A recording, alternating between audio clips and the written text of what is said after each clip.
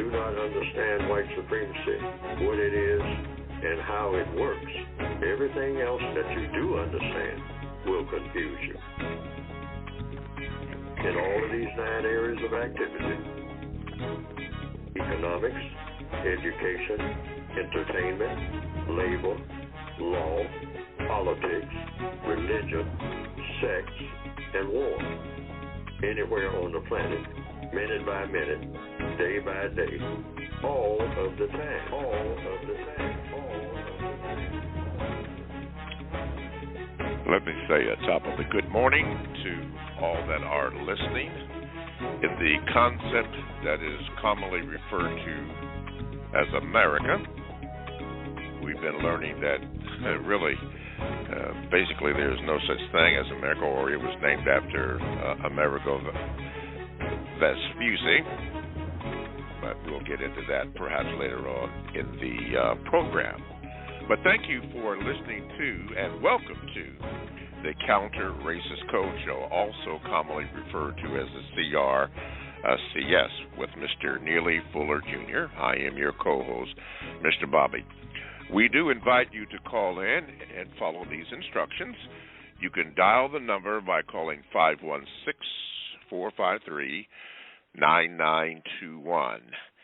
And if you would like to have a comment briefly or a VGQ, which Mr. Fuller will explain sometime during these 2 hours that we have on the stream, you can do that.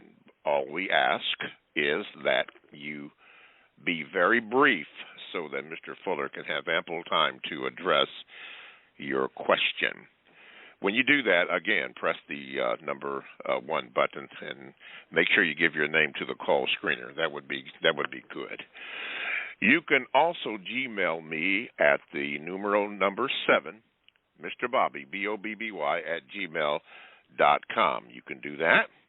You can also get on the chat, and one of the ways that you can get on the chat is just simply go to blogtalkradio.com, and you want to go to the Produce Justice show, and you click on that, and then there's a little box there you can get in the chat, and that would be good for you if you want to and speak up. There's a lot of people that do that and like that, and interesting comments are on there. And occasionally I will read a chat, as I did for Helen B. 69, got in early today. Unknown Unknowns is in there, and, of course, Rita joined it. Thank you, Rita 888, and Sankofa 777 is in the house. I usually try to give the people a little avenue there so they can do their thing. All righty. So we are about ready to get going here. See, they got me on the clock here, the streaming clock, so let me do this. Let me say good morning to you, Mr. Fuller, and how are you? Good morning. I'm still learning. Okay. All righty. I'm going to do this, Mr. Fuller. Somebody called in last week on the 2nd. This is the November the 9th show, but somebody called in on the 2nd show, and one of my people, who I'm going to classify as a researcher, a good man from Pennsylvania, Stan the Man, he gave us some very good information, because someone asked you a question about how to, well, let me just read the Gmail. He says, hello, Mr. Bobby. On last week's show, someone talked or asked about how to pursue filing a federal lawsuit to combat racism, supremacy in this country. Now, below on this Gmail he sent me is a link for the Federal Pro Se Handbook, which offers these instructions. He says, I've also attached a link of Dr. Joy DeGray podcast from last year titled, quote, Karen Needs to Go to Jail, end of quote. In this episode, between the 53-minute mark, 28-second minute mark, through the 56-minute, 28-second mark, she talks about pursuing legislation to create laws to penalize white females who make false accusations about black males. She expresses that she doesn't know exactly what to do, but she's asking her audience to reach out to her if there are some attorneys who may be able to assist her in her desire to accomplish this legal strategy. This came from Stan the Man. I'm going to classify him as one of my new researchers that gives good information, and he vets his information, so it's not just off the cuff.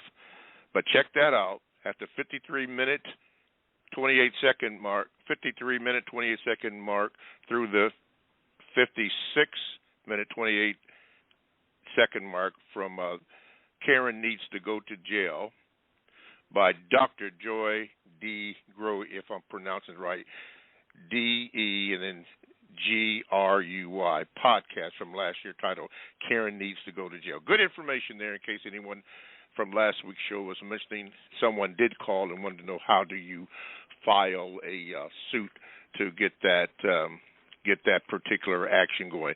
Before I move on, Mr. Fuller, would you have a comment concerning that, sir? No, sir, because I don't know anything about it. Okay. All righty. Well, let me mark that off here because I've made myself a syllabus here so that I can go down here and at least try to get some of these questions. Thank you, Stan the Man. We appreciate that and get you on here. And let's do this one here. Let's go to Dina. Dina, she says this, Mr. Fuller. This is another VGQ. She says Mr. Bobby, I have a VGQ, please. COVID. If you follow its timeline, infected the first person on the eve of October the 31st, 2019, which is the day that the white Irish all over the world celebrate as a day of evil and death. Okay. All right, this is what she had to say about that. So you can take that for what it's worth. Let me tell her that her Gmail was read on this day. Thank you for that. Okay, as we continue on, Dungery 72, thank you. And Invisible Negroes in their SWA, thank you for joining the conversation. And let's go to the phone lines, and we're going to go to Ray from Dallas, if I can get him in here. Okay, Ray, go ahead, please, sir. Ray, you're on. Good morning, Mr. Bobby, and good morning, Mr. Fuller. Mr. Fuller, could you explain the significance of the suggestions presented in the code needing to have current and constructive value? Because it seems at times some suggestions will have to be contradicted in order to constructively solve a problem. Well, I have said in the code book that in the code book itself there will be things that appear to be contradictory. But I said that because everything is supposed to stand on its own, because no one has ever solved the race problem. So that's why I invented the term victim's guaranteed qualification. If you're a victim of racism, you should be, logically speaking and correctively speaking, guaranteed the qualification just by being a victim of saying whatever you choose to say about your being a victim. And you can say anything about race, racism, and or counter-racism. And people can disagree with what you're saying, but that doesn't say that you do not have the qualification for saying it.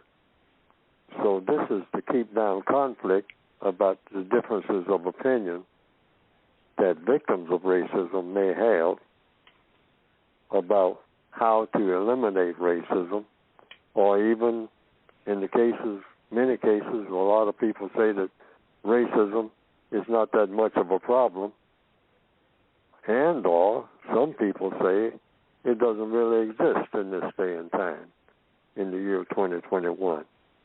Now, if you're a victim of racism, you can say that. And another person doesn't have to agree with it, but they can't really disagree with you saying with you saying it. The person just gives his or her own opinion about the effects of racism or whether or not it exists or the best way to go about eliminating it. And everyone is equal because all prisoners, all victims of racism are equal when it comes to what they have to say about race, racism, and counter-racism. And that's a very important part of the counter-racist code, in my opinion, simply because it cuts out a whole lot of the fat, you might say, and the delays and the controversies that come up among the victims themselves about what to do about racism. When victims of racism argue among themselves, it's just like prisoners of war arguing forever, all in the middle of the war, while they're prisoners, about who has the best ideas and who has the worst ideas about what to do about racism. And at the beginning and end of each day, functionally, that means that nothing changes.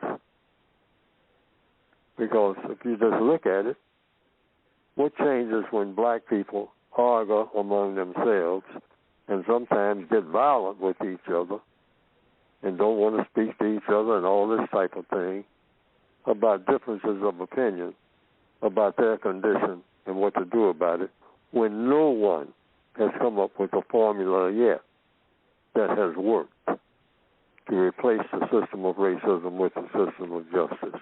No one. So everybody can say what they want to say. That's logical. Okay. Thank you, Mr. Fuller. Thank you, Ray from Dallas. Don't be a stranger. Okay, Mr. Fuller. Let's see here. Who is this? Miss Anonymous wrote this, Mr. Fuller. She says, Mr. Fuller, why do you think most black businesses don't last long? And how could black people resolve this problem? Well, there are people who are in business who can give that answer better than I could. And all you have to do is just try to go into a business, and you see why your business is failing. Now, some people I have talked to have said that it's just difficult to compete for a black person starting out with, in many businesses, not in all. The food business is different from the repair business, you might say.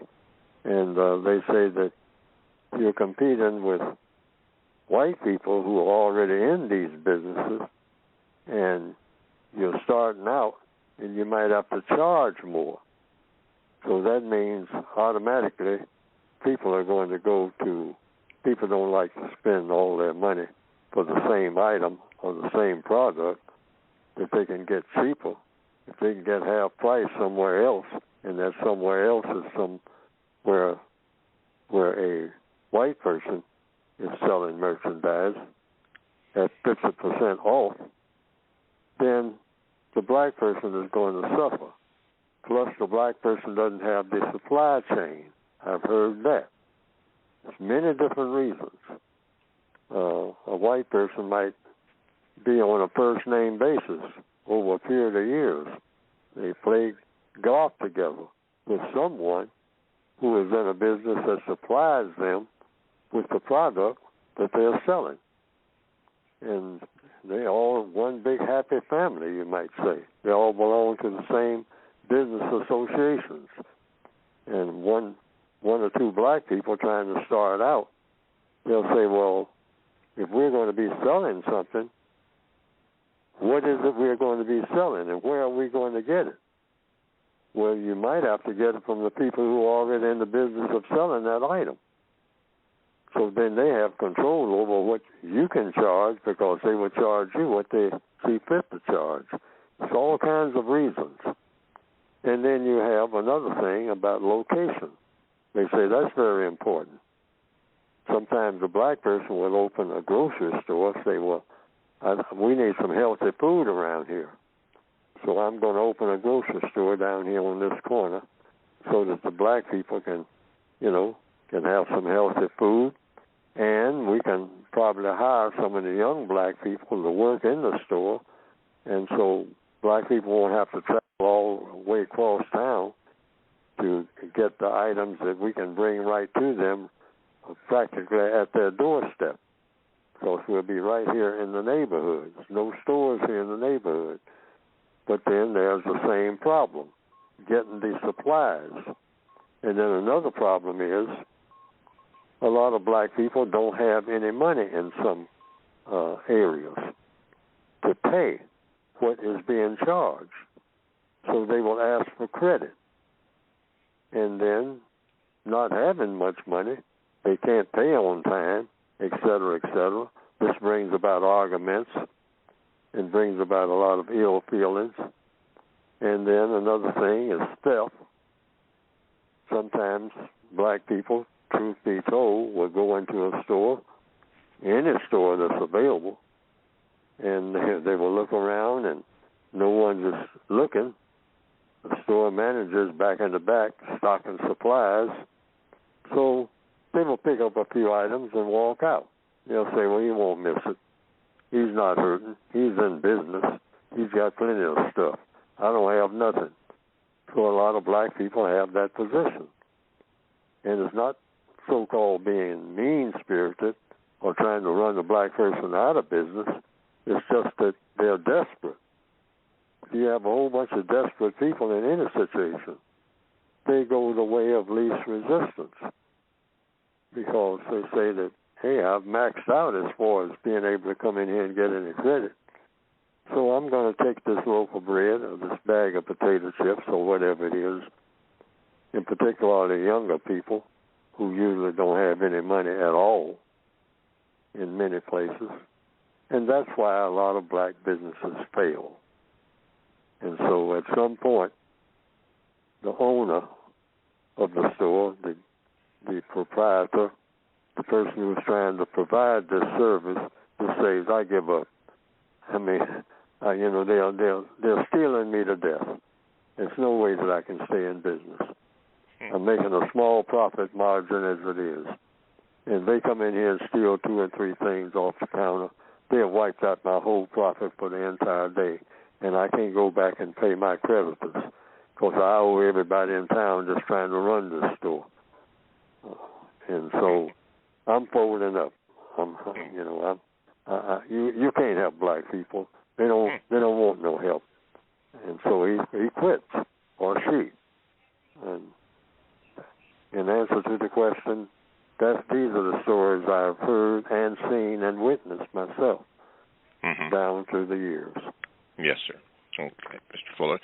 Thank you, Mr. Fuller, and thank you, Miss Anonymous. For those who have just joined the show or to new people who joined the show, let me just say this. You can call in by calling 516-453-9921. And if you have a question or a brief comment, make sure your questions are brief. We're going to emphasize that. Make sure you press the number 1 button so that you can be heard. Now, you are more than likely going to hear some terms and things that you will not agree with, and that's okay. It's okay. You may not like that, and that's okay too, because you will hear a term that all questions are solved through the process of questions and answers. You don't have to agree with that, but look it up logically, research it for yourself so that you can get some kind of idea of what you say or what is being said. Again, you don't have to agree with that, but just understand that this thing is wide open. Now, a lot of the material that Mr. Fuller will be talking about, and even some of the callers, are in the book that Mr. Fuller will describe later on in the program. It's simply called the Code Book. Code Book. That's in its simplest terms, and Mr. Fuller will tell you the full title in a little bit here. But make sure you get that, and all the materials can be obtained by going to producejustice.com. That's at producejustice.com. And you can get all the information, even other shows that you may have missed. You can get all that information there. A special shout-out to our host and lawyer, Mr. Gatewood, and Brother Moon Pie.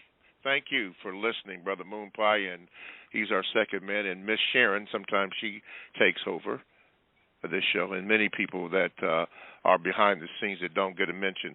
They make Mr. Fuller and myself sound the way that we sound. Oh, and by the way, yes, we're going to make mistakes, and I am going to butcher names, not on purpose, but that seems to be the thing. Chat room is available. You can get on the chat room by going to blogtalkradio.com and then just go on the Produce Justice show, and then there's a place where you can go into the chat room if you would like. All righty, we're going to go to Pennsylvania. Stan the Man is up. There you go, Stan. Go ahead. Yes, sir. Good morning, Mr. Bobby, Mr. Fuller. I just wanted to talk real quick. It was on YouTube. I was looking at a video from the Rock Newman show from January the 21st, 2016, and that was a tribute to Dr. Francis Cress Welsing.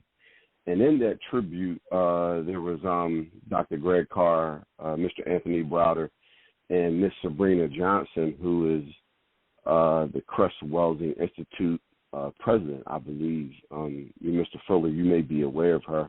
But at any rate, she said that it was the hip-hop generation that gravitated and adopted and adapted the ISIS papers and the counter-racist code. And Public Enemy titled their album Fear of a Black Planet as a result of Dr. Francis Welsing's work. And my question to you, Mr. Fuller, is what your code is about 60 years old now. But what was it about the hip-hop generation that made them gravitate and adopt it more so than the previous generations? And I'd like to stay on the line for the all righty. Thank you. All right, thank you. Mr. Fuller? I don't know. I just heard that was what was happening, that certain people who were in what you called the hip-hop world took an interest in my writings, and evidently in some of my speeches, and they took an interest in it. And that's just something that I heard about. I didn't know much about anything about hip-hop or who was connected with it or anything, but they said that someone associated with Public Enemy, which is some people, a group that was in the hip-hop world, you might say, took an interest, and they were saying things and making quotes from the textbook for victims of white supremacy. But I didn't know anything about it, but I appreciated it, and I still do, because anybody who's taken interest in the approach that I am trying to present to the entire world to trying to solve the race problem, that's exactly why I wrote the book. But people are taking interest in this particular approach because I saw a need for it. Or I think that I see a need for it, because I was certainly, when I first started writing, I had a need for it. But I didn't see anybody writing anything about what an individual person could do. Everything was about joining some type of group and then having a group leader, and then the leaders would disagree with each other. I saw too much of that. I saw too many people having too many meetings, and where they just mostly argued with each other about how to get things done. And I said, well, while people are standing around arguing forever and trying to form groups and trying to pay overhead to have meetings in different places and rent places to have meetings, what about the individual person who has to go about his or her daily routine and all of the problems that person has during the day throughout the entire world based on color? And they want an answer that's right now. They don't want to have to go to 15 or 20 different meetings and participate in endless marches. Every time something comes up, they have to plan something 6 and 7 months in advance and all this type of thing. I said, what about when you have a problem that's got to be handled right now? You're going to work. There's going to be a problem on the job where you're going to have to come up with some answers for something right now in the next couple of hours. And who do you call? Who do you talk to?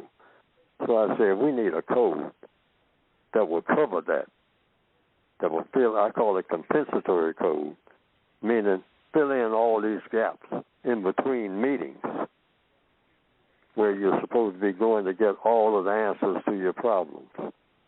Because I was going to meetings and I wasn't getting any answers to any problem. I was just getting points of view of people mostly just shouting at each other and talking about how awful the situation is. And some people who just came there to talk about how much they know about racism and how much history they have read.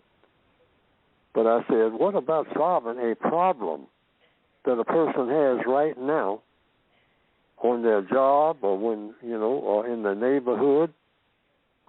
Does anybody have any kind of idea of what to do about anything? And I was getting no answers.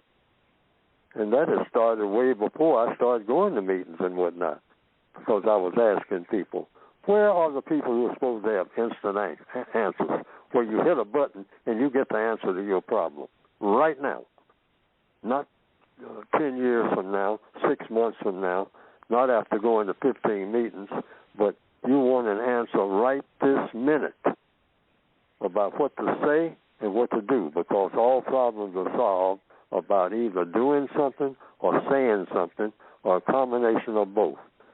And I said, you know what? We need a code that will give you an instant answer to an instant problem, or a problem that just came up out of nowhere but you don't know what to do about it. And you need an instant answer right now, not 2 days from now, right this minute. How am I going to handle this? That's what we need. And so I said, well, I can't find one. I don't even know if anybody's writing books or putting out records or anything that tells you that. Everything is just so broad. So that's my answer to that question. Mm-hmm. So I started writing the code in 1957 while I was overseas, because I didn't have instant answers. So I was writing for myself, because I wanted instant answers for everything, not just trial and error.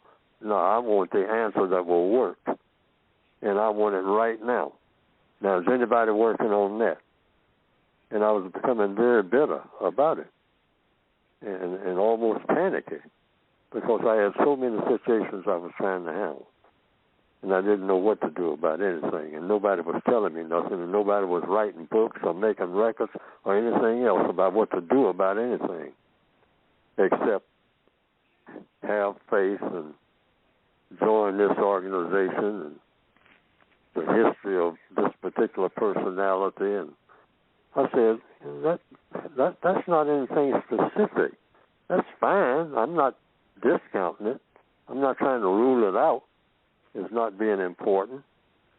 But I'm saying most people are starved for information about how to solve a problem right this minute. Hold it right there, Mr. Fuller. I had to take a break, and we'll go right back. Solving a problem. Coming right back. Let me do this. You are now listening to the Counter Racist Code Show with Mr. Neely Fuller, Jr., also called the CRCS. If you have a comment, or you would just like to listen, or maybe a VGQ, which he did explain, but we'll explain again, simply dial this number, 516-453-9921. Press the number 1 button if you have a question or comment. Please be brief and allow Mr. Fuller ample time to answer your question. You can also Gmail me at the numero 7, Mr. Bobby, BOBBY, @gmail.com. The chat room is available for those that want to be in the chat room. You can simply go to blogtalkradio.com and hit the Produce Justice Show. And when it comes up on the screen, there's an area where you can enter the chat room. And there are some nice people in the chat. JJ the Killer from London, the concept called London, or the United Kingdom, is in the house. Swaz always there. Emery Lumumba is there. Of course, Rita, 888. Yes, thank you very much. Is in the house. Helen B, 69 is there. Invisible Negro, and many, many more are in there. You can get all that. Get in on the chat, and occasionally I will read the chat. Speaking of numbers, before we go back to Mr. Fuller, I will say this. I've received some communication from Facebook, one of my sites that I do, and the numbers on this particular program are just climbing astronomically. Last week's show, November the 2nd, there's been so many comments and so many listeners and even engagements. I had to find out what that meant with that.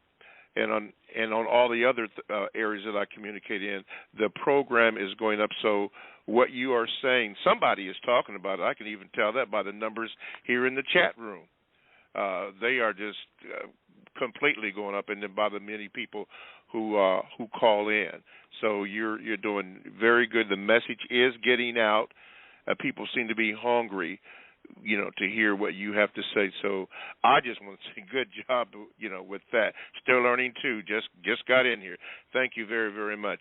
Okay, Mr. Fuller, now you're going to finish up on the answer to your question. You were speaking about why you were writing the book, and no one had done anything or was doing anything. So continue from that point, please, sir. Well, I think I made the point, and but that's why the code, what I call the compensatory code, I call it compensatory counter-racist code. I have about 3 or 4 titles for it. But I say we need a systematic, codified system, because racism is a codified system. That's why it works so smoothly. The real skilled racist doesn't even have to think twice about anything, because everything is already in place. The code is in place, what you call the white supremacist code. So they say, what do you do in the area of economics when you are dealing with black people?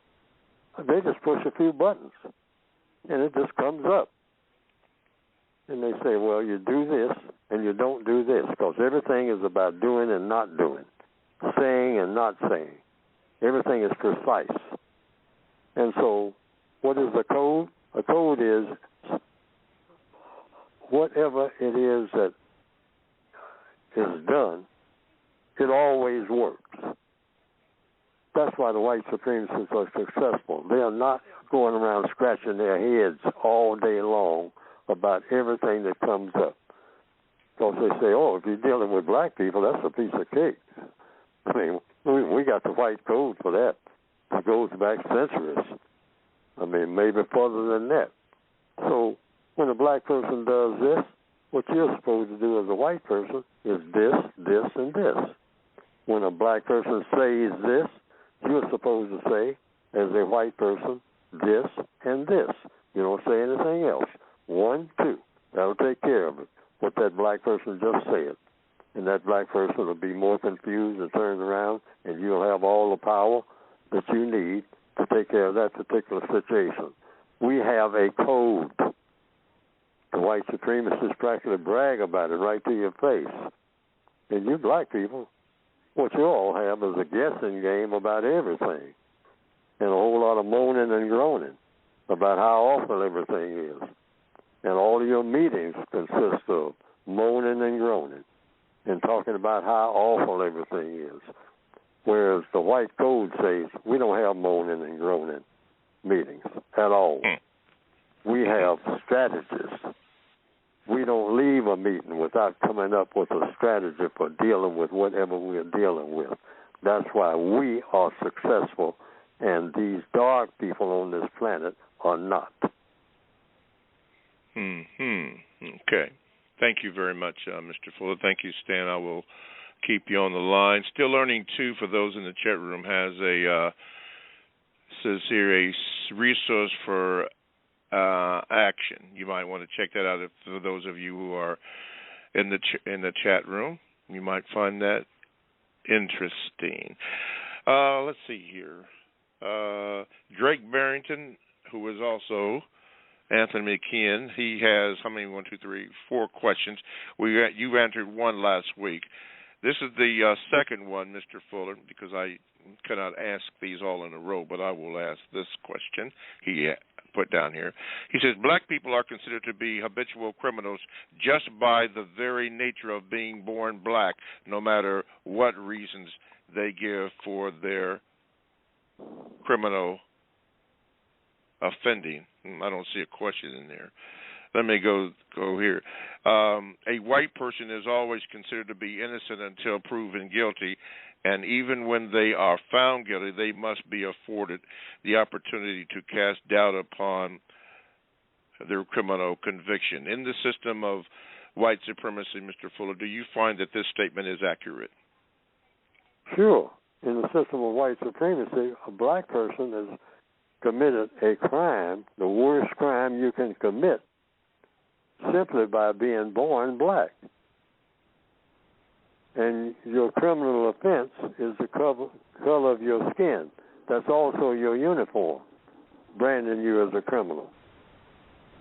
You are born black, you're a criminal.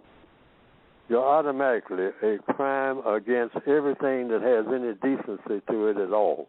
Everything that's progressive, everything that's constructive, everything that means anything that is of any quality value at all.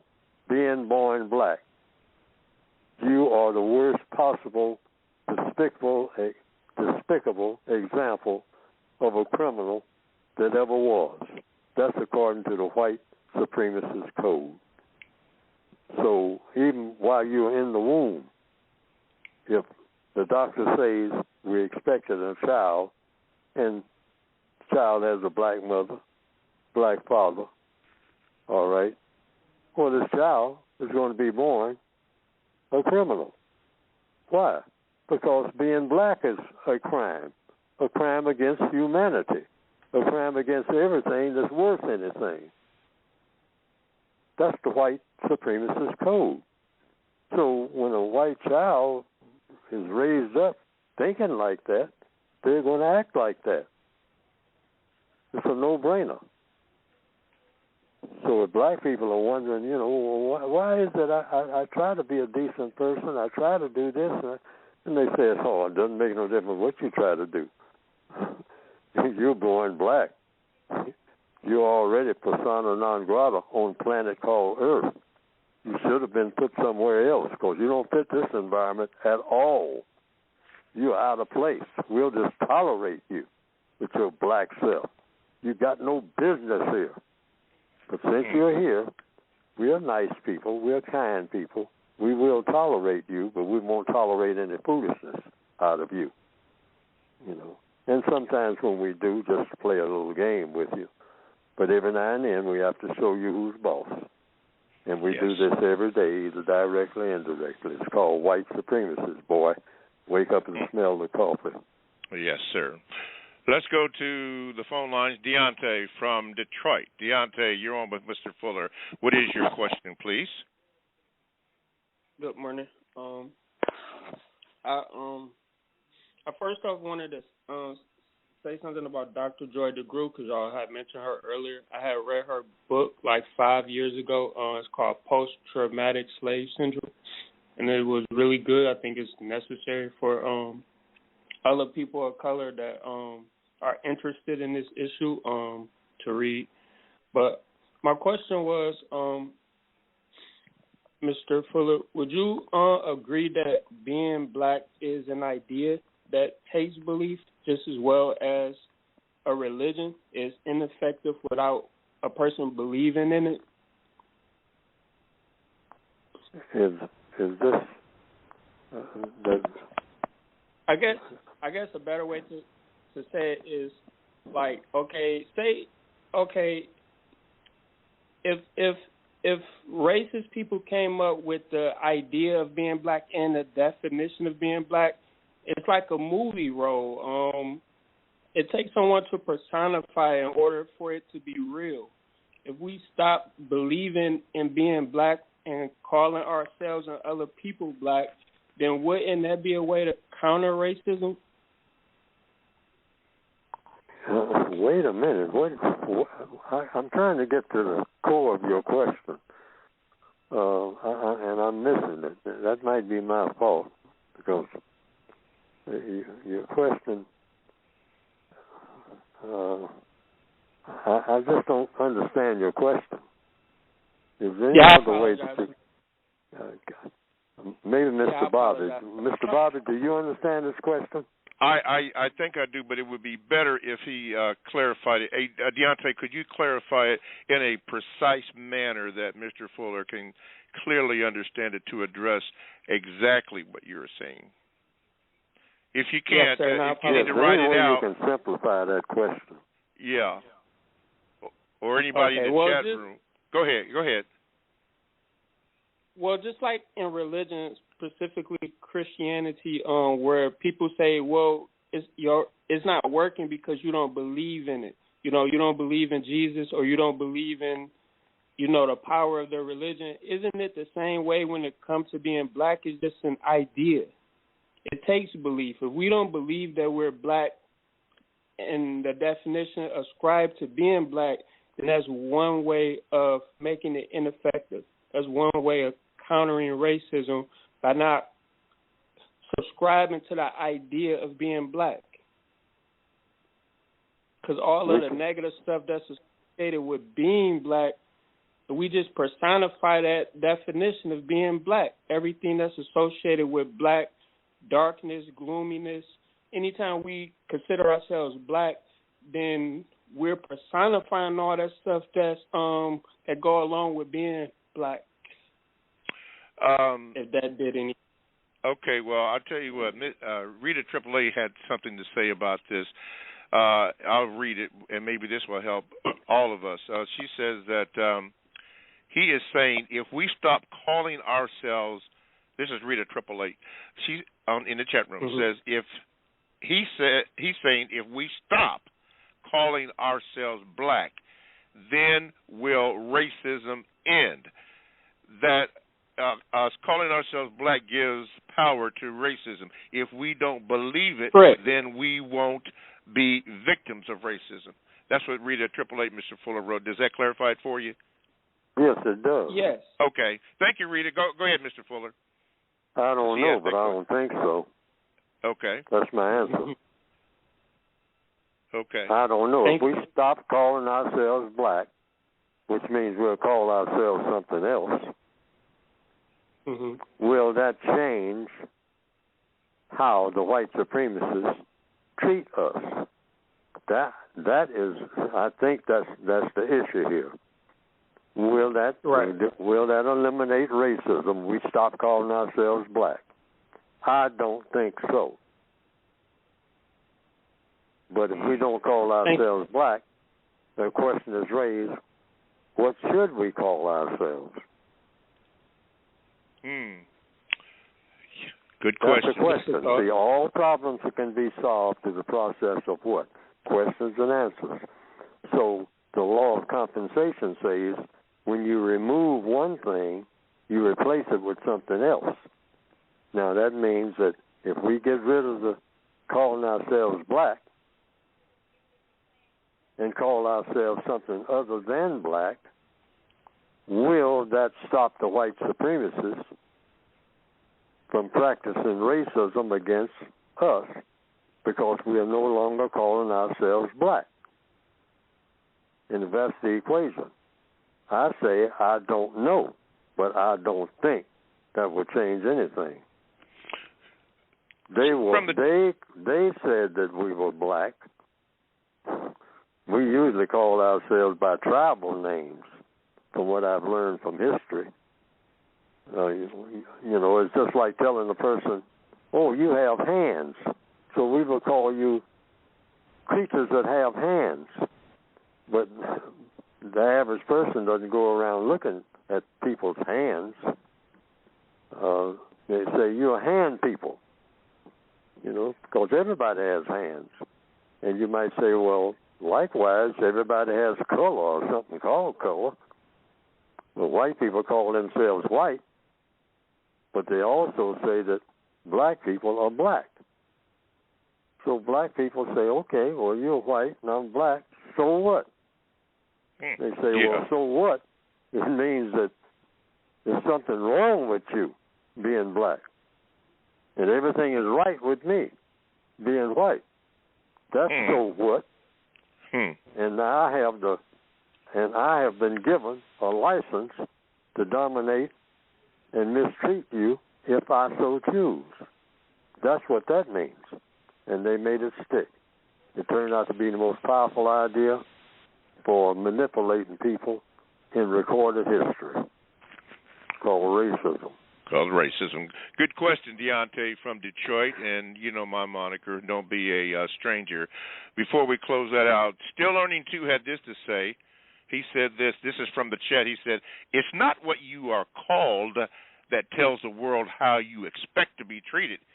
You answer to that does. Thank you, Still Learning 2 from the chat room. Mr. Fuller, this is the time that we have set aside for you to talk about this publication, which addresses many issues, and it's called the Code Book.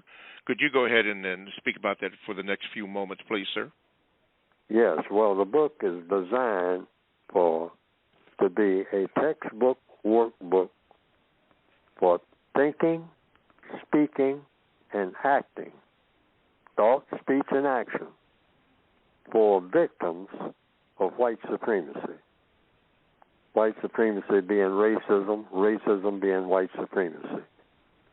And if you are a person anywhere on the planet who considers yourself to be directly and indirectly a victim of white supremacy in any area of activity, one or more, economics, education, entertainment, labor, law, politics, religion, sex, and or war, a victim of white supremacy in any one or more of those areas of activity, the book is supposed to help you as an individual person to find a way to counteract that victimization as best you can while still being subject to the system. And with the idea, the ultimate goal, you should have an ultimate goal of replacing that system with one that would be better. And logically speaking, that system would be a system of justice. Since racism is designed to be a form of non-justice, if you're going to replace non-justice with anything, it would be, logically speaking, with a system that is better than non-justice, and that system would be a system of justice, which means what? It means guaranteeing that no person is mistreated, and it means guaranteeing that the person that needs help the most gets the most constructive help. And that's the ideal behind getting rid of racism. Because there's no point in getting rid of racism if you're going to replace it with something that's worse or just, you might say, quote, unquote, as bad. No, you want to do something that's better. So, logically speaking, justice would be better than non-justice. Because non-justice is about mistreating people. And it's also about not helping people who need help the most. Babies need help. And people who need help are in a baby-like state. If not all the time, some of the time. Like a person who knows how to do a whole lot of things may fall into the water and they can't swim. Now, you can't swim. You are helpless. which means at this particular time you don't need help consistently in everything, but you definitely need help now because you're in the water and you can't swim. And you need help from someone who can swim. And it's just that simple. And that's what the code book is about, making the entire world that type of place where people who need help the most get that most constructive help at the time that they need it. Because everybody needs some type of help from somebody sometime, starting with when you come into the world. And so when you leave here, you will need help on your way out. So this textbook is designed to get rid of this doing business on the basis of what color somebody is and do business, all of the world's business, on the basis of guaranteeing that we will have justice and quality interaction between people in all areas of activity, ultimately making everybody into universal people who have the best possible answers to all of the questions that need to be asked and answered to get what? The most constructive result. And you can get the book by going to producejustice.com. And it's addressed to the individual about what to say, what not to say, what to do, what not to say on a daily basis, wherever you happen to be on the planet. It's in the English language, but in translation it would mean the same thing to other languages. Okay. Thank you, Mr. Fuller. Thank you. 516-453-9921 is the number to get in contact if you would like to have a question for Mr. Fuller or a comment. We only have 7 minutes and 30 seconds in this segment, so we have to be brief. Gregory from Florida is in the house. Go ahead, Gregory from Florida. You're in. Good morning. Good morning. There you go. There you go. Mm-hmm. Hello. Yeah, Mr. Fuller, my question for you is, I would like to know logically, for a person to believe Jesus will come back, is that logical? Well, that's a religious matter, and the code says that you definitely don't argue with people about anything that they say is their religion. So that definitely comes under VGQ when it comes to the seventh area of activity, which is religion in the textbook. And that is, if a person says it's logical to them to believe that, you don't argue about it. In fact, you know, once a person says, now this is a part of my religion, if a person says that to you, according to the code, you're supposed to say, oh, then that's not argumentative at all. You can't get into even a contradictory conversation with me about that, if that's a part of your religion. The code is very precise about that. It says you ask a person, this is what the code says, what is the name of your religion? Then you ask that same person, what does your religion require you to do in all 9 areas of activity: economics, education, entertainment, labor, law, politics, religion, that's other people's religions, sex, and war, because most religions have requirements. So that's the second thing you want to know. The first thing you want to know is the name of the religion. And then you want to know, what does the religion that that person has require that person to do and say? And then the third thing, and the last one, what does your religion, sir or ma'am, require you to do when you interact with me? In other words, when you're around me, what does your religion require you to do where I'm concerned? So if a person tells me, for example, the example you just gave, my religion requires me to believe that Jesus came into this world and then left, and he's coming back and at some time in the future. And if the person tells me that that's a part of their religion, that's it. And I'm not supposed to say that that's not logical. If it's logical to the person, I just leave it alone. Because all I want to know is, bottom line, what the code says I look for in anybody's religion. And what is that? How does your religion tell you to interact with me? Now, how you interact with anything else, with Jesus or whatever, you interact with, that's your business. I just want to know how you're going to interact with me, so I know what to expect of you when I'm around you. Your religion might tell you to kill me if I'm not the same religion, if my religion is not the same as yours. Now, if your religion requires you to do that, then I know what to do when I see you coming. I get out of your way. I do whatever it takes, because your religion requires you to kill me. When I know that that's what your religion requires you to do, you just told me. So I'm going to take off running or do something if I don't want to be dead. I just want to know what you want me to do, according to your religion. What do you want me to do? Now, how you relate to anything else, that's your business. And what you believe in, that's your business too. Now, what does this do? This keeps black people, particularly, from arguing and fighting about religion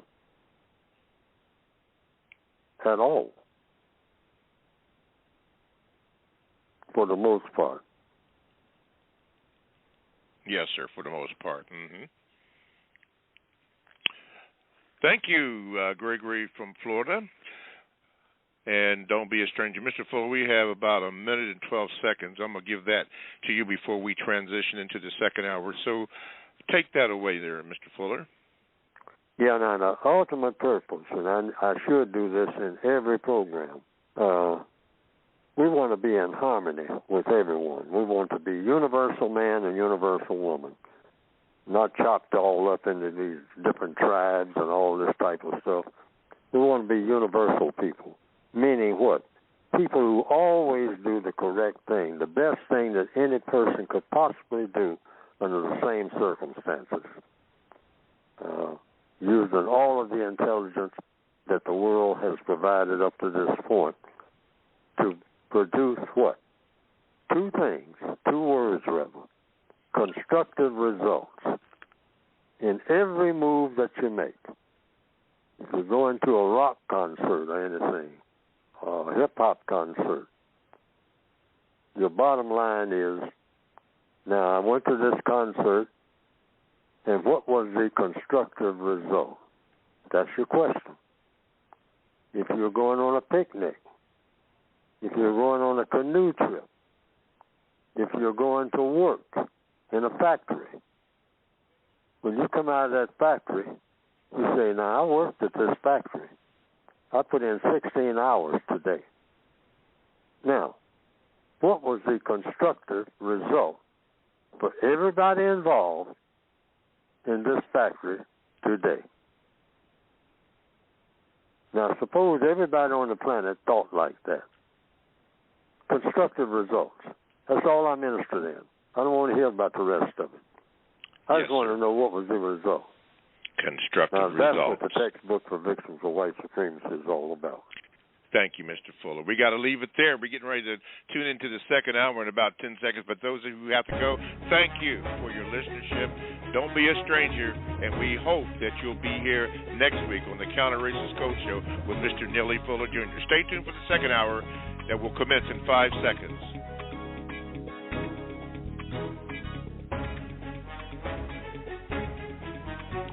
All righty, welcome to the second hour of the Counter-Racist Code Show with Mr. Neely Fuller Jr. I am your co-host, Mr. Bobby. The show is also called the CRCS for short. You can call it the Code Show if you would like. But to get in contact with the Code Show, all you have to do is dial, or whatever you do anymore, 515-453-9921. Press the number 1 button if you have a question or a VGQ, which will be, again, explained throughout this entire program. You can also Gmail me at the numeral 7, Mr. Bobby, BOBBY@gmail.com. And you can also get into the chat room by going to blogtalkradio.com and then click on Produce Justice Show. And then there's a space for you to join the chat room. And you can simply do that. And occasionally you will have a question, and there are a question, and I will read some of the chats with you. Very interesting first hour. If you missed that, listen, all the programs are up and available. Sometimes it seems almost instantaneously at producejustice.com. You can hear past podcasts or broadcasts, other shows. Sometimes you will even hear Mr. Fuller on another show called The Carl Nelson Show on WOL Radio 1450 AM. And when Mr. Fuller is on that show, that information is also on the producejustice.com website, and he will tell us, and then I will promote it also. But it's good listening. I listen to it also myself. Very good, and you can have questions and so forth. Mr. Nelson, which I do not know, does a very good job, and with Mr. Fuller and continually answering questions. I need to know more because I'm still learning, but you can do that. But all the information that you would like to have about books, all kinds of things are on that show. Even I think his movie list is up there. There are some that like to hear what movies to watch, and he may make a comment about that or listen to all kinds of information that we will need in our pursuit to produce justice. Produce justice. Yeah, we're looking for constructive results. You will hear that. There are people who are joining the show all the time. Again, you don't have to agree with anything that you hear there, but if you don't, or even if you do, make sure that you do logical research and have an opinion as to why you do or why you don't agree. You don't want to agree with something because somebody said it. You need to know that for yourself, and that means research. So take the time to research whatever it is that is tangent to you. Okay, moving on here. Looking at something that Rita 888 in the chat room has said. Speaking, it says on page 268 of the code book, she says, a person who is seeking the truth about what to do and what not to do is in church. Wow, that's deep. I know that in, what is it, 2 Corinthians chapter 6 and verse 19. If you read that, you will discover who is the church. How about that? Okay, Grand Rising to Produce 21. And we can, one more thing. She said, I'm so glad Mr. Fuller said that. Stop arguing about religion. Just ask, how does your religion require you to treat them? How does it do that? Okay. Phone line. Swa. Man, you in the chat, now you're on the air. Go ahead, Swa. Greetings, Mr. Bobby. Greetings, Mr. Neely Fuller. Mr. Neely Fuller, the usual suspects are wrapping up the confusion, and one of the ways that they're doing this is by having people believe that black people can be racist. Can you please tell the world why black people cannot be racist? Tell the world that who can't be racist? Black people. Why can't black people be racist? Well, you can't be the warden of a prison and be a prisoner at the same time. You're either a prison master, you're either a slave master, or you're a slave. A slave master is not the same as the slave. It's just that simple.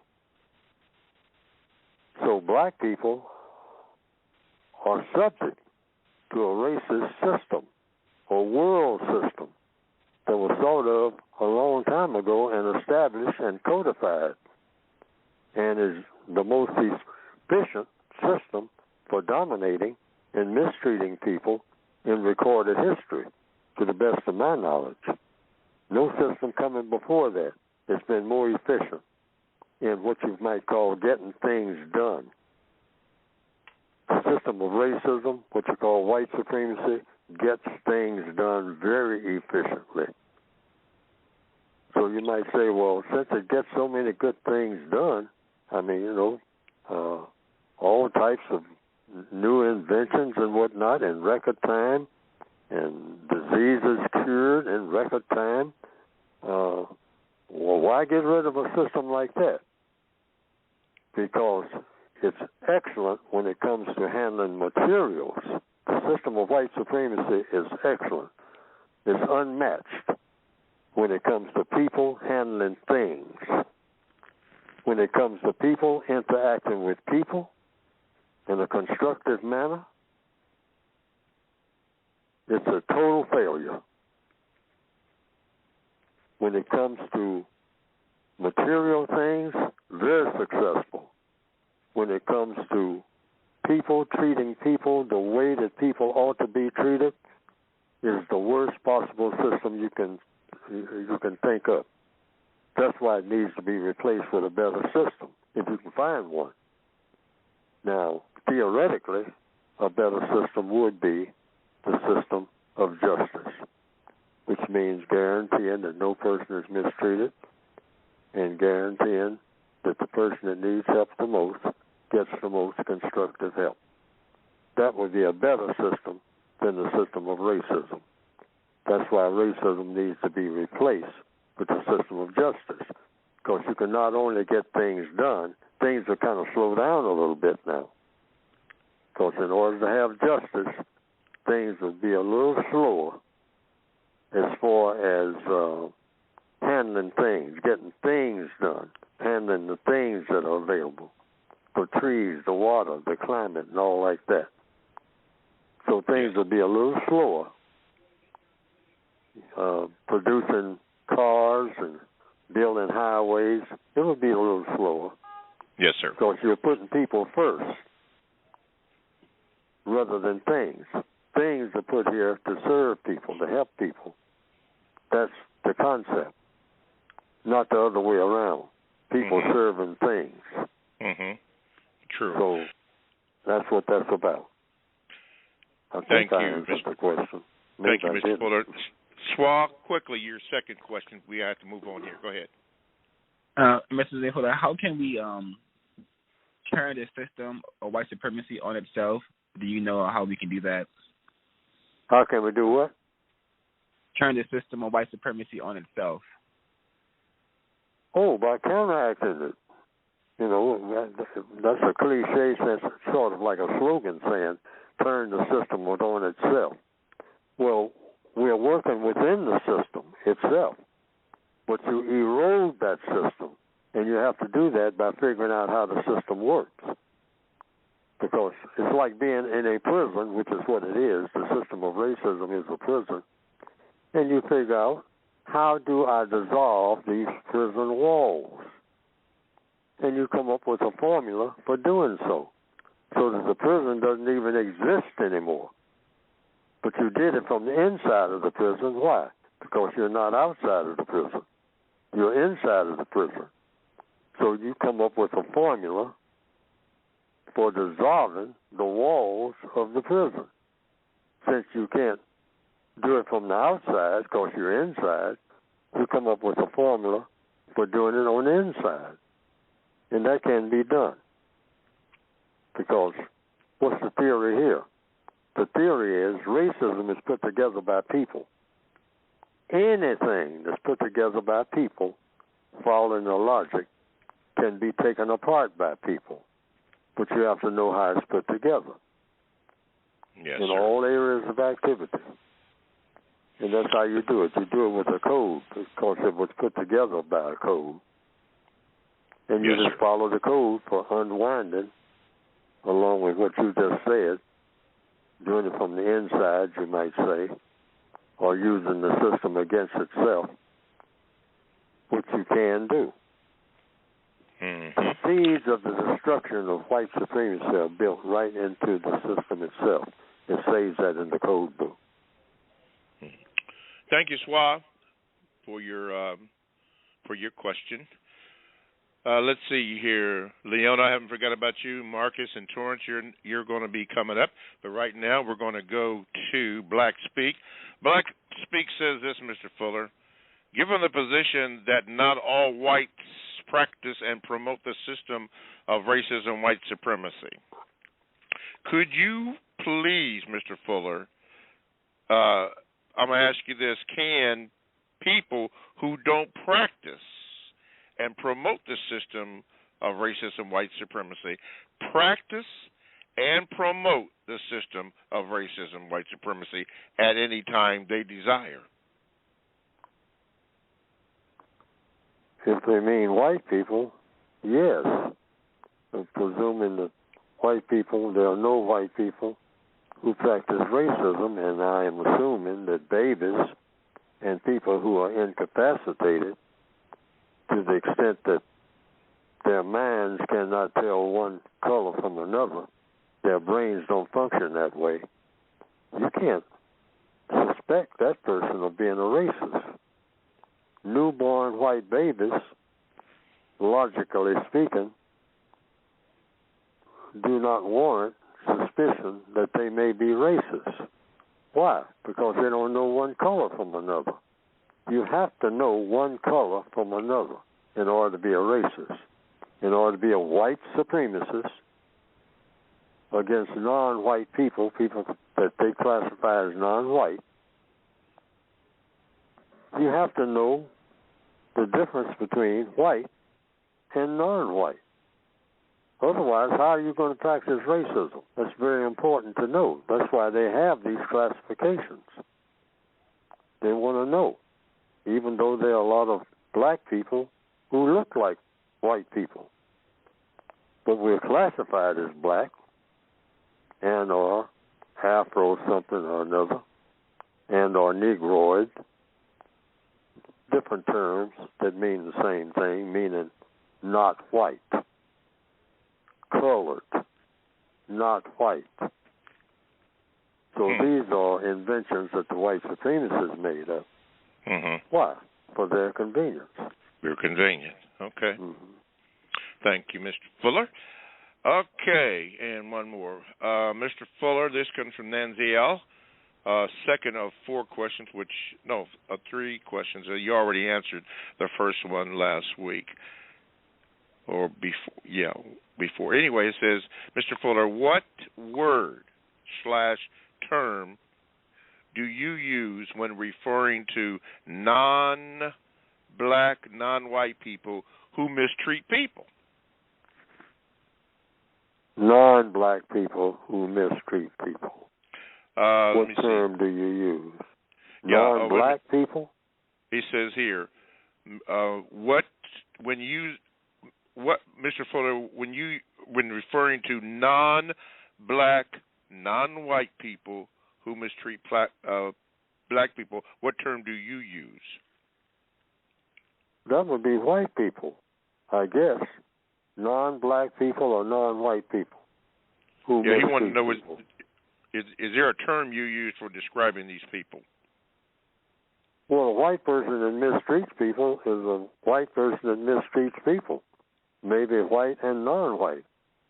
It's just a person that mistreats people. That's why I'm saying, if you are a person that mistreats people, it doesn't make any difference what kind of title you have. Okay. You're basically a person that mistreats people. And that includes a whole lot of black people who mistreat people, period. They just mistreat people. And you have white people who mistreat people. And what you need is a world in which no person mistreats anybody. That should be the goal of every person on the planet. Universal man and universal woman will not do it and will not allow it to be done. that is the type of world that everybody should want, logically speaking. Logically speaking. Mm-hmm. Thank you, Mr. But Fuller. in the system Lena. of white supremacy, people glorify mistreatment. Okay. Leona from the Midwest. Midwest is the best, they told me. I don't know if that's true or not. Anyway, you're on with Mr. Fuller. Go ahead, Leona. Good morning, Mr. Fuller, and good morning, Mr. Bobby. Mr. Good morning. Bobby, listen, I got a quick VGQ, and I got a quick question for Mr. Fuller. Okay. The VGQ is, I find it a form of discourtesy for people to be chatting while Mr. Fuller is speaking. Now, mind you, today I'm grateful that I did witness a useful use of that chat room. When the young lady called in to clarify the question that the other caller was trying to ask Mr. Fuller, I thought that was a very useful use of that chat room. You know, otherwise, for me, it's a bit of a distraction hearing what's happening in the chat room. I call the show to listen to Mr. Fuller myself, but that's a VGQ. However, as I said today, I thought that was useful, a question coming out of the chat room, or that lady helping to clarify a question to Mr. Fuller. Okay, that's my VGQ. Okay. Now, question. Mr. Fuller, given under the system of racism, white supremacy, given that white people are free to kill non-white people at whim or with practical immunity, the fact that they're able to do that, is that another reason why oftentimes white males or white females will ignore their fear of genetic annihilation and have sex and produce offspring with non-white people? Sure, when you're a master of any situation where you can do whatever you please with the people you're a master over, you can do whatever you please in any area of activity, anytime you want to. That's what makes a master. That's economics, education, entertainment, labor, law, politics, religion. You tell people how to conduct their religion and how they bet not conduct their religion if you're a master. And you do the same thing in sex. You say that, you know, if you're master over some people and they don't know what to do about you being a master, you're a slave master. Racism is slavery. That's all it is. Just a form of slavery. That's what racism is under another name. It means you do what you please and the other person has to put up with it because they don't know what to do about it. You have sex with your slaves, and so what? And you classify your slaves, if they have any babies, you classify them the way that you want to classify them. If they're white enough, you might decide to classify one of the slaves, say a white man with a black female who has a baby by the white man. That white man can say, well, that baby is light enough in color or non-color to be classified as white. So I'm going to claim that one. But those other 5 that she had, they're too dark. I'm not going to claim those. They're going to be down there in the slave shacks. And they did this openly with everybody's knowledge. Why? Because, so what? That's what racism is about, ain't it?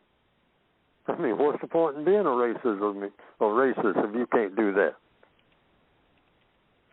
It's a business. The smoothest running ever. Yeah. Okay. All righty, Leona from the Midwest, we got you in. Now I'm going to need some help on this one, and maybe somebody in the chat room can get me in so that I can properly ask Mr. Fuller that. Don't be a stranger, Leona, by the way.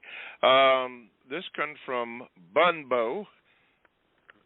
Says this, Mr. Fuller, is it a constructive thing to do logical fallacies and the construction of syllogism, SYLLOGISM. I did look that up, but I wasn't sure of the definition that I could properly pronounce and then say to you so that you could answer the question, Mr. Fuller. So if anybody knows the meaning of that, what that means in a clear form, please let me know so that I can properly address that question to Mr. Fuller. Okay. In the meantime, let's see this. We'll go to Tennessee. And down in Tennessee, yeah. I'll say that again, Mr. Bobby. The word is, I'll spell it. It's SYLLOGISM. Would appreciate your help on that. SYLLOGISM, so that I can ask Mr. Fuller in a proper way. Torrance, Tennessee, you're on with Mr. Fuller. Go ahead. Hey, Mr. Bobby. Hey, yes, sir. Mr. Fuller. This is Terrence, saying hello to you from Tennessee. My VGQ comes from what Mr. Fuller just said a little bit earlier about white supremacy being very effective in handling things. And so it made me think maybe that's why enslaved in America, they turned us into a thing as chattel and formed chattel slavery, and that's why it was so effective and lasted so long, because they turned us from human beings into property, like hogs and cattle. So that's my VGQ.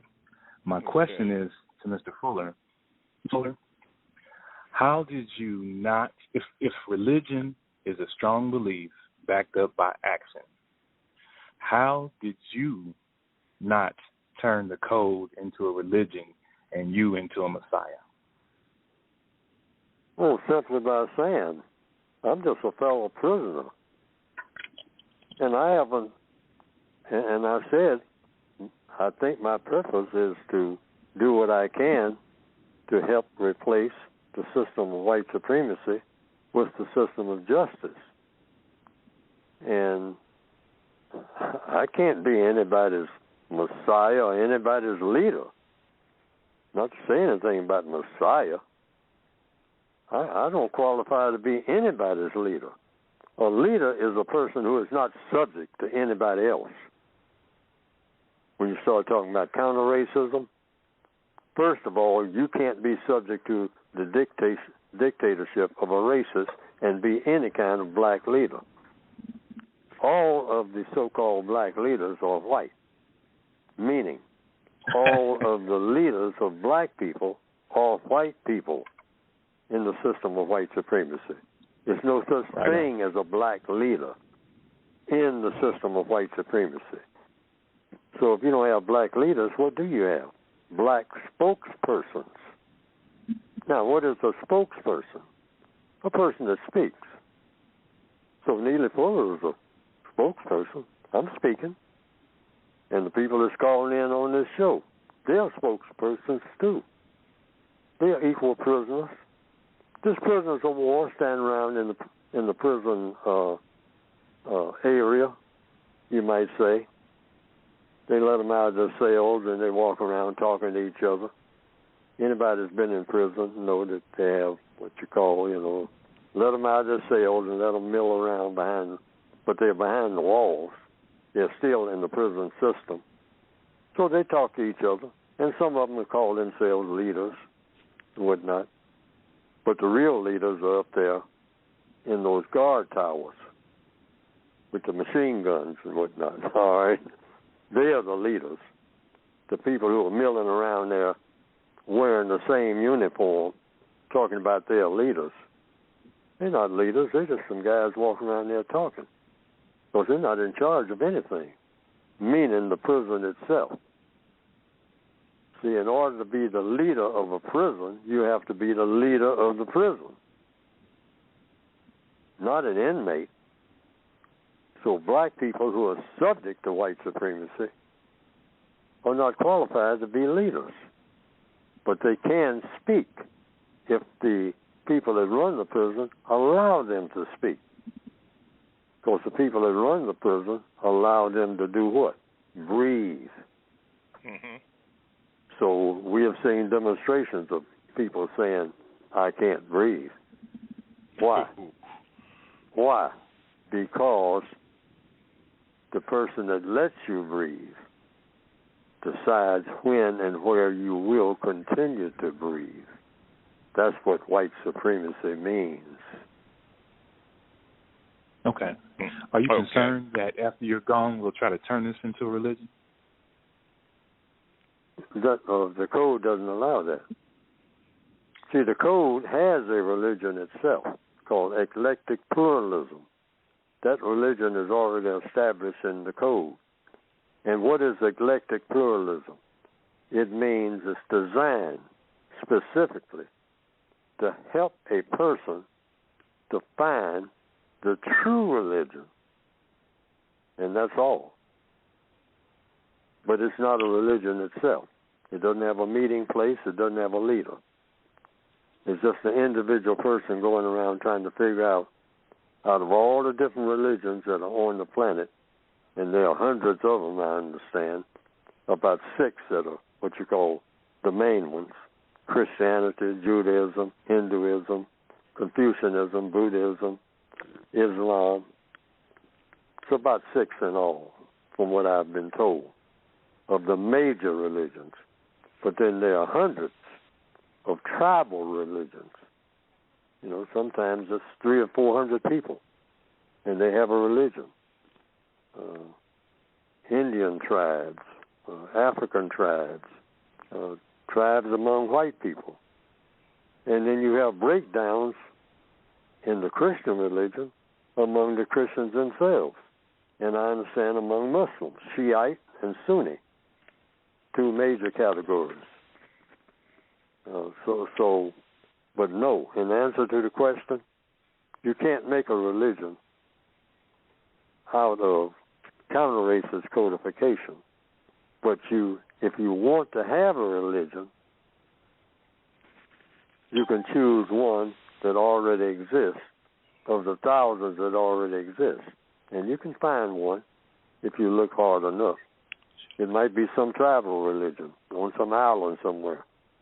But people never even heard of the other religions, period. Thank you, Mr. Fuller. Thank you, Torrance. Since I don't think you've called in before, you may have. But anyway, you get this treatment. Don't be a stranger. Thank you. All righty. Let me do this.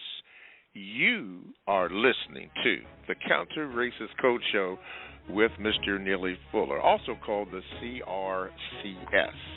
Here on Blog Talk Radio. It is also reproduced at ProduceJustice.com.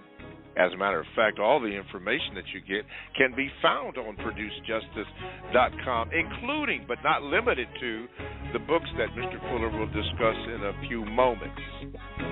If you'd like to get in contact with the show in our remaining 30 minutes and 56 seconds, yes, they got a clock on us now, all you have to do is call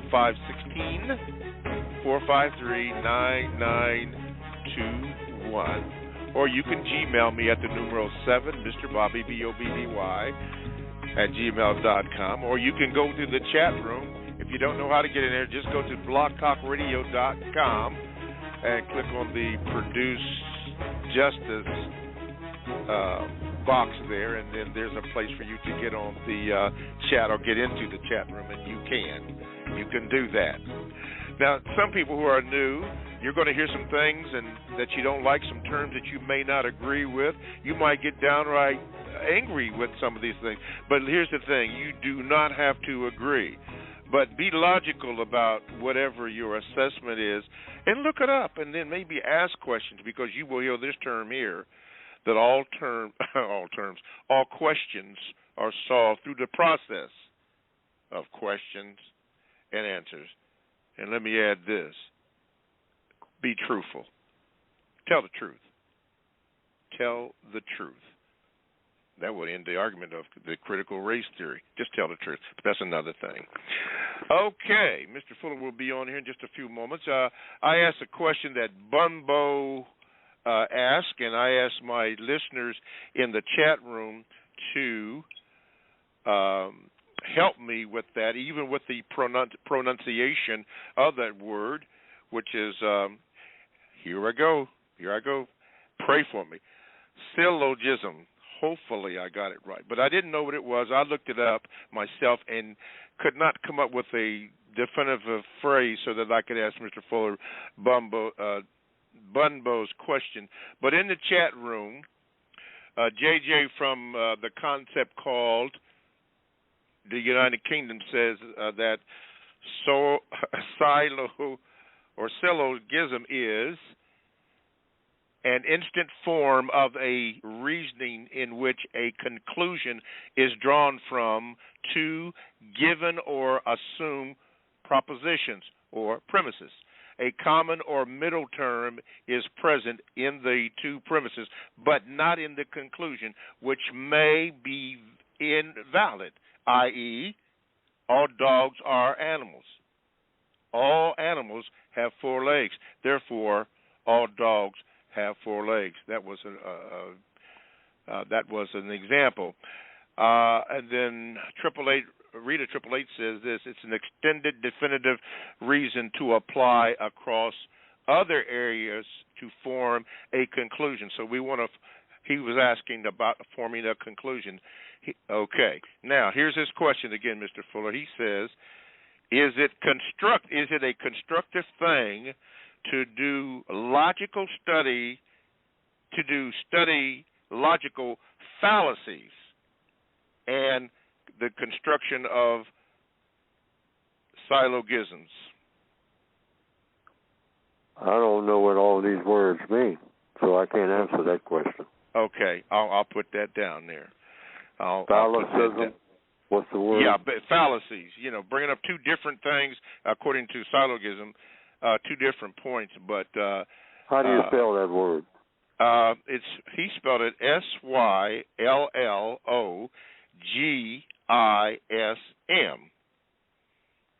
I'm not familiar with the word at all. Well, that's why I looked it up, because I couldn't even pronounce it right until JJ gave me the phonetic how to say it. But I probably messed that up. But since you said that all questions are solved through the process of questions and answers, I did try to look that up. But I will put it down here as I respond to him that you said that you don't know. And, of course, he could listen to that also. But thank you, Mr. Fuller, and thank you, Bunbo. Yeah, that's your name, Bunbo. Thank you, and we'll see what we can do about that to get a answer to that question, since all questions are solved through questions and answers. All problems are solved through questions and answers.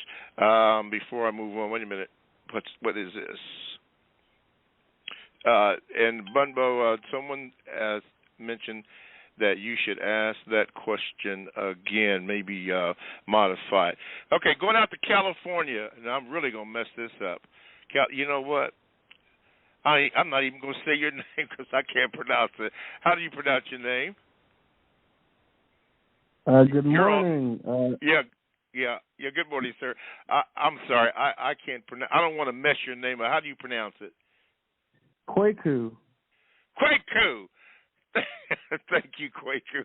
You're on with Mr. Fuller. Thank you so much, brother. Go ahead. What is your question for Mr. Fuller? Good morning, Mr. Byer. Good morning, Mr. Fuller. My question is, Mr. Fuller, artificial intelligence and robots are becoming popular. In fact, these robots and artificial intelligence are being planned to replace many people in many different occupations. I suspect racist men and racist women are producing these robots. My question is, can these robots practice racism? Can robots practice racism? Robots are mechanical things. They're not people, but robots are tools. So can a tool practice racism? The answer is no. But a person can fashion a tool to help to support racism, and that will be decided by whomever the races are. So, but a flat answer, a truthful answer, a logical answer to the question, can a robot practice racism? The answer is no. Mr. Fuller, since you said the answer is no, let me ask this.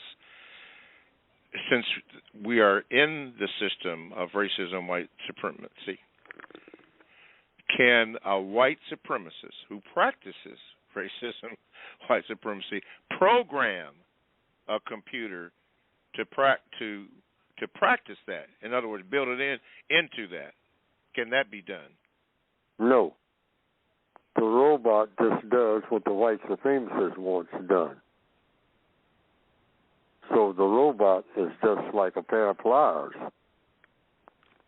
A racist can pick up a pair of pliers, a wrench, or a pair of pliers, or a hammer, and hit the slave in the head, the victim of white supremacy, with a hammer, or a pair of pliers,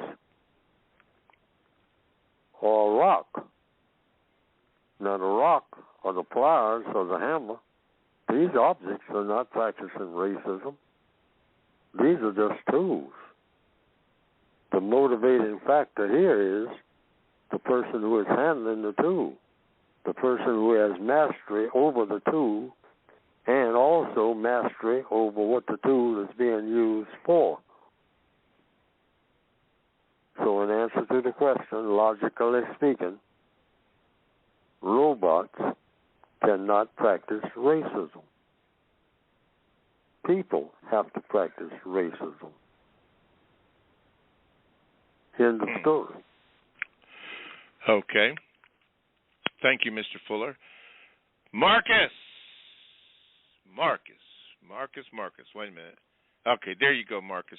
You're on with Mr. Fuller. If this thing would. There you go, Marcus. Good morning, sir. Good morning. I'm interested in trying to figure out what the syllogisms are, and I found a diagram on Google just to help Mr. Fuller understand it. On the bottom part of the diagram right here, it shows how syllogisms work, and it explains that if A equals B and B equals C, then therefore A equals C. So the example above it says, quote, all birds are animals, all parrots are birds, therefore all parrots are animals. So then I'm just trying to figure out the question beforehand and how it can relate to the conversation that we're having. Yes, I saw that example in reading this morning, but I didn't think that would be appropriate that Mr. Fuller could understand it. I didn't understand it. Not that Mr. Fuller couldn't understand it, but I saw that same diagram that you're looking at, and it was a little confusing to me. And that's the one thing we don't want to do is have confusion on the program. That's why I asked the people in the chat room to give me examples. Mm-hmm. Okay, so then let me just ask my question then real quick. My question is, this is as the Ahmaud Arbery trial is being conducted, this is from one of the first officers who arrived at the scene. This is a piece of an article from the Associated Journal. It says right here, the first officer at the scene of Ahmaud Arbery's killing testified he did not give medical aid to Arbery because he did not have enough training, and his first priority was, quote, unquote, my own safety. Mr. Fuller, what are your thoughts on that? Well, a person is thinking about his or her own safety.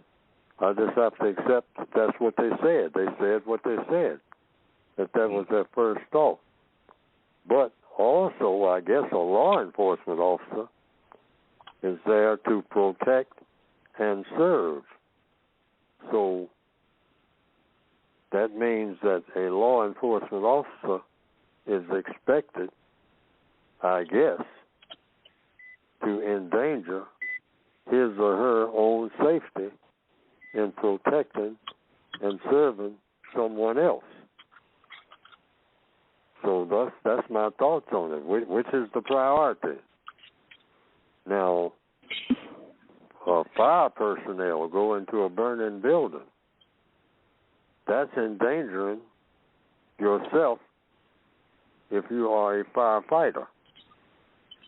And you hear someone screaming in a burning building, but you go in the burning building to save, to protect, and or to serve the person who is in the building. A law enforcement officer is, I think, supposed to do the same thing.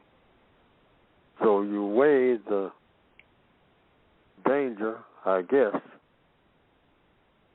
according to the law of imbalance, against whether or not you can be of service without endangering yourself. And therefore, two people will be in jeopardy rather than one. So that's situational. Now, in that particular situation, it doesn't seem like, from what I've heard, that there was any danger to the law enforcement officer who arrived on the scene. What was the danger? A person had been shot, I think I heard, with a shotgun blast, and who was disabled because of it. I don't think that person could pose any danger, unless the danger was coming from another source. Mm-hmm. Okay. Let me see here while I get together here. Got some people that are just listening here. It caught me right in the middle of it. Okay, Mr. Fuller, while I'm searching for this question, go ahead and speak about your book. Yeah, that's it. Go ahead and speak about your book. Yes. I started writing the book with the intention of solving the race problem. Let me correct that. I started writing the book with the intention of helping me to react to the race problem in a way that it would always work for me and not against me, and at the same time do it without mistreating anybody, but doing just the opposite, from stopping the mistreatment. Now, that's how I started writing the book. It was addressed to me.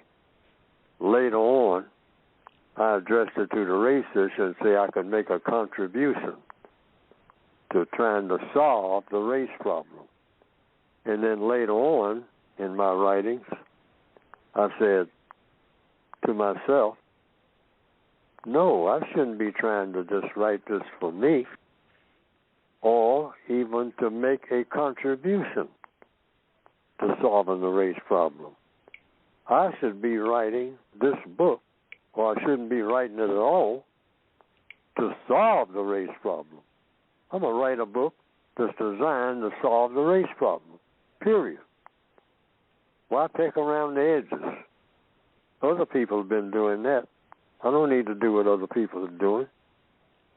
I don't need to write a whole bunch of books. In fact, I said one problem, one book. Like a book on refrigeration. The complete book on refrigeration. So why not write a complete book on solving the race problem? So I said, that's a tall order. But I hope that that's what I've done. But apparently I haven't done it yet. So I'm trying to do it because I think that anybody in 2021 should be writing a book. If that person, in my opinion, is writing a book about racism, they should have the intention in that one book of this book is designed to solve the race problem, not kicking the can down the road. I'm talking about the next generation will take care of it. And I got to the place where I hated to hear that expression altogether. So I tried to write a book that you can get by going to producejustice.com, that where the individual person can do his or her best to solve the race problem on a daily basis in all 9 areas of activity.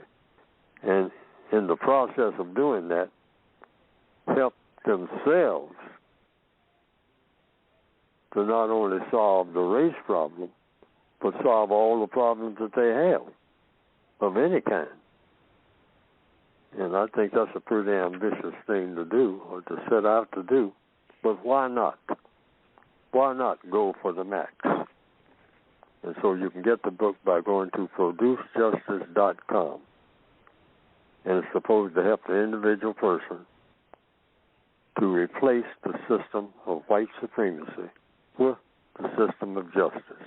Oh, if you get enough people to participate. Okay. Thank you very much, Mr. Fuller. Before I go to a call in the district, you mentioned the term eclectic pluralism. Could you explain what that is before we take the next caller, or the last caller of the day?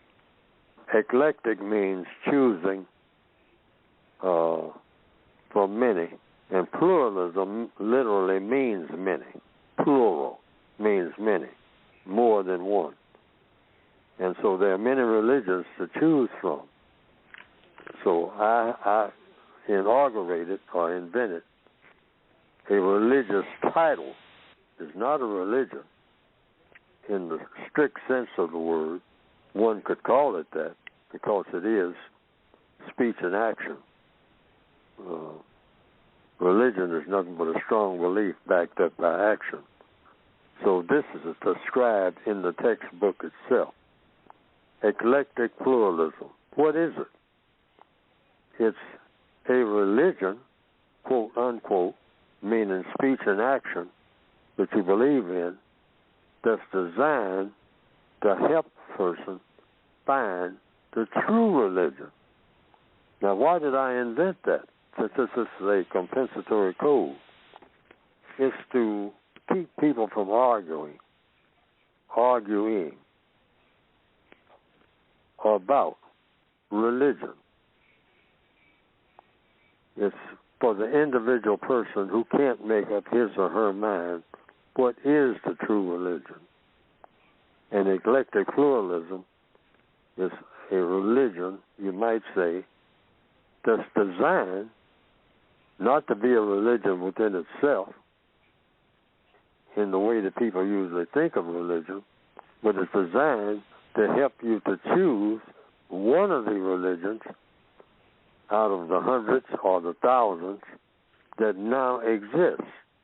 Because out of all those thousands, a person should be able to find one and say, this is the true religion for me. Good. And it also helps to minimize conflict among people, particularly non-white people, about that word religion. Yes. For those who care to go a little deeper on this particular subject, there is a YouTube video of Mr. Fuller and the explanation of this, Eclectic Pluralism, Meaning of Code and to Our Religion, dated October the 14th, 2015. It's from a show that Mr. Fuller was on talktainmentradio.com. It's 1 hour and 1 second long. There's a green icon there.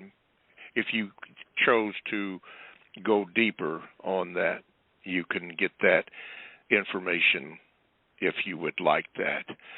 Okay, let's do this. Now, Gary from, I guess, you say Maryland, because I said the district, that may not be. When I see the 202, I think of the DMV. But anyway, Gary, you are on with Mr. Fuller. Let me see, right now. There you go, Gary. You have to cut that down in the background, please, sir. Hello? Yes, good morning. My question is, if using the Gary, we're hearing so much background, it's interfering with you asking the question. So could you cut that down so we can hear your question, please, sir? Oh, yes.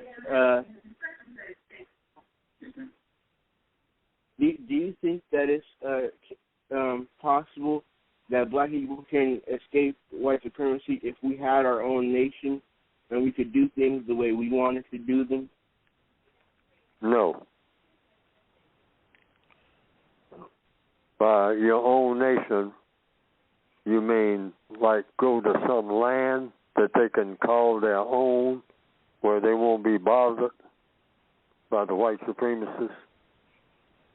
If I understand the question. Here on the planet Earth, the white supremacists are supreme everywhere on the planet.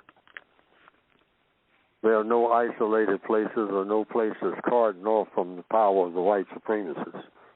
There's no place that a black person can go anywhere on the planet that the white supremacists can't reach and get them in 5 minutes. That includes North Central Sentinel Island? Doesn't make any difference where they are on this planet, and as it stands now, on any other planet. If a black person tries to go to another planet, the white supremacists are going to have to take them there. So if the white supremacists can take them there, the white supremacists are already there because they're taking them there. So that's it's no place that you can escape. You have to actually eliminate the system of white supremacy here on this planet Earth. That should be the assignment. The code book says that is the assignment in my mind anyway. It's a logical assignment. You eliminate the system of white supremacy. That's my assignment here on the planet. Not try to run away from it, because there's no place to run, no place to hide. I mean, any place that I would go, if I would start out today saying I'm going to get away from the white supremacists, the white supremacists have to take me where? Because I don't even, wherever that place is, because I don't even know where to go. They have to show me on the map where I'm going. And if they can show me on the map where I'm going, that means they've already been there. And if they've been there, they can come there again. No place they can't reach. That's the logic. So in answer to the question, no. You can't escape from it. You have to eliminate it and replace it with something better. That's a tall order, but that's the logic. Running from it won't work.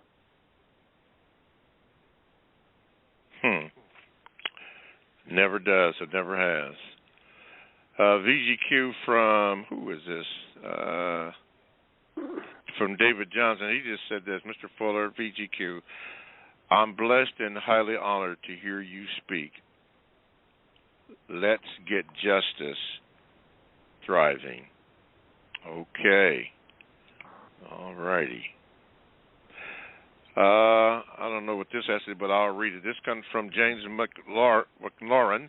Says this, Mr. Fuller, do you know if the non-white BBQ person from Oklahoma was listed in the Green Book for non-white travelers of that time in history? And do you think the game of golf is like the game of pool and basketball in the system of white supremacy? Well, all games of any kind or any type of entertainment in the system of white supremacy that the white supremacists engage in is designed to make white supremacy stronger. That's why I'm saying everything that you see white people doing in the system of white supremacy most likely is designed to maintain the system and or make it stronger, regardless of how it may appear on the surface. So I don't know much about the game of golf and other games, but Dr. Frances Wilson, I think, talked about it quite a lot in her speeches. After initially I gave her the idea that a lot of games, this back in the 1960s, may be reinforcing the system of white supremacy in its basic structure. And the game that I had in mind was the game of pool, what they call straight pool. Because my father ran a pool hall for a while. And I noticed early on the white ball was the master on the pool table. And the black ball was called the 8 ball. And all the other balls had colors. But the white ball was the master ball. It knocked all of the colored balls under the table, saving the 8 ball, which is the black ball, for last. And then knocked it under the table, and then the game was over. And the table is green, which means that represented the earth. So it'd just be the white ball left standing on the green earth. And all of the colored balls were under the earth, in the side pockets, you might say. Yes, sir. And I said, that's racism. That's racism. I came to that conclusion about age 14. Continuing on, this comes from Jacoby 2 Kane. Hey, brother, I know you're in. This is your question. He says this since you mentioned golf. He said, could being in control of the little white golf ball mean something in the system of white supremacy? It could. Like I said, the white supremacists are always thinking about something that will reinforce the strength of the system of white supremacy. And that's in every area of activity, and including entertainment. Yes. And you take, like, okay, what we just had, Halloween. Halloween, everything dark is scary in Halloween. The witches, they wear dark clothing. Then you have bats that are dark. And then you have a lot of darkness associated with Halloween. Yes. Now, the skeletons are white, okay? But I don't know what that's all about. But the darkness is something that, that embellishes the whiteness of the skeletons, I guess. But it's all about glorifying death. And even the thing called trick-or-treating. That's what the white supremacists do. I'm going to trick you, or I'm going to treat you. It depends on how you act. And with that, that's going to conclude today's show, because we have 1 minute and 51 seconds left according to the streaming clock. So we'd like to thank you all for all of your calls, all of your chats, all of your VGQs, all the information that was provided. Mr. Fuller, we'd like to really thank you for just helping us to still learn, ushering us into the ways that we can ask logical questions to produce results, constructive results. So thank you, Mr. Fuller. Thank you, listeners. And Mr. Fuller, I'm going to give you the last words here in about 30 seconds. Go ahead, Mr. Fuller. I'm saying go to producejustice.com. That's to get the book, both the basic book and the word guide, if you choose to do so. Yes, sir. But the main thing is we're supposed to be, our purpose on this planet is to make the world the way that it should have been in the first place, and nothing that's going on now is the way it should have been in the first place. All right. Except the handling of things, some things. But even the things are not being handled correctly. All right. Like automobile crashes. Okay. Thank you, Mr. Fuller. Thank you, callers. We'll try to do better next week. Thank you for listening to the Counter Racist Code Show with Mr. Neely Fuller, Jr. Thank you, and have a good, blessed week. You too, Mr. Fuller. Thank you. Thank all the callers.